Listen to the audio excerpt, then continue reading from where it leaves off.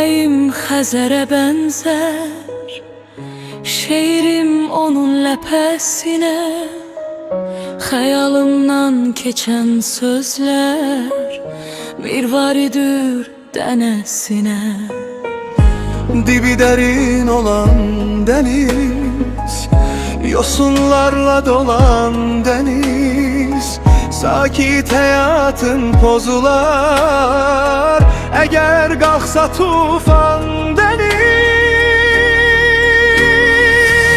Deniz tek dalgalanaram, Sahilime can ataram, onunla temasa girip ömrüme mena kataram. O sahildi mənsə dəniz, birgə döyünür qəlbimiz, birləşirik ayrılırıq, beləcə keçir ömrümüz. O sahildi mənsə dəniz, birgə döyünür qəlbimiz, birləşirik ayrılırıq, beləcə keçir ömrümüz.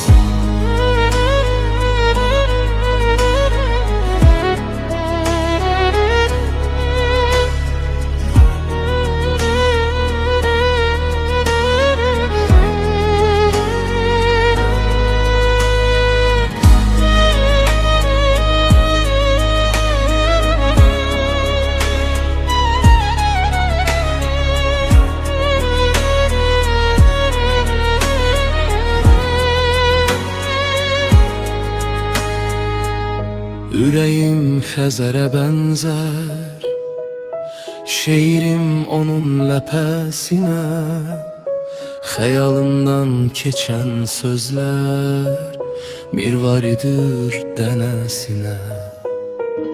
Dibi dərin olan dəniz, yosunlarla dolan dəniz, sakit həyatım pozular eğer qalxsa tufan deniz.